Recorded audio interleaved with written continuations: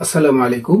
উপস্থিত আরো একটি ক্লাসে যে যেখান থেকে যেভাবে দেখছো সবাইকে আরো একবার স্বাগত জানিয়ে আমি আজকে নতুন আরো একটি ক্লাস নিয়ে তোমাদের সামনে হাজির হয়েছি। আজকের ক্লাসটাও হবে বীজগাণিতিক রাশির একটা গাণিতিক সমস্যা সমাধান নিয়ে। আমি প্রথমেই দেখো বোর্ডে একটা রাশি লিখেছি, a+1/a সমান কত 2√3 হয়, তবে প্রমাণ করো যে a সমান কত √3 প্লাস কত √2। আচ্ছা, আমি মান থেকে নেব। দেওয়া আছে দেখো a+1/a ইকাল টু 2√3। মান থেকে নাও। আমরা একটু লসাগু করি। এই লসাগু করলে নিচে মনে মনে কি আছে, 1 আছে। 1 দ্বারা a কে ভাগ করলে কি অক্ষে a দ্বারা গুণ করো a K, a square plus a1 কত আসে 2√3, বা এটাকে আর গুণন করো a square plus 1 equal to কত 2√3a।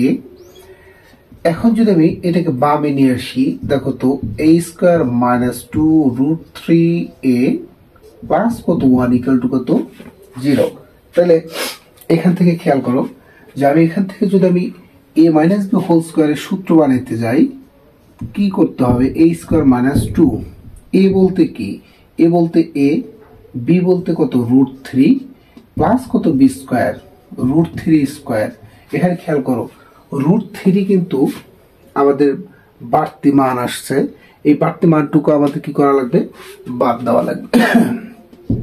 তাহলে √3 স্কয়ার প্লাস 1 আছে, প্লাস 1 রেখে দিলাম ইকাল টু কত 0, বা a square minus 2a √3 plus √3 whole square equal to, এখান থেকে দেখো √3 হোল স্কয়ার মাইনাস কত প্লাস আছে মাইনাস 1।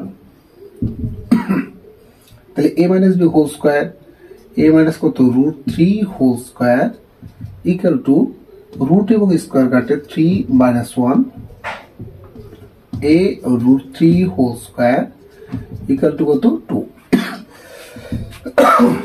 আমরা একটু বামে নিয়ে আসি। বামে কি আছে দেখো তো, a মাইনাস √3, বামে বর্গ থাকলে ডান পাশে কি হয়, বর্গমূল হয়। তাহলে √2, এখন মাইনাস আছে, মাইনাসটাকে তুমি কি করো ডান পাশে নিয়ে যাও, a ইকাল টু √3 প্লাস √2। এটাই প্রমাণিত। আশা করি সবাই বুঝতে পারছো। এই গাণিতিক যে আমরা প্রমাণটা দেখলাম, অবশ্যই বোঝার কথা, না বুঝলে কমেন্টস বক্সে জানিয়ে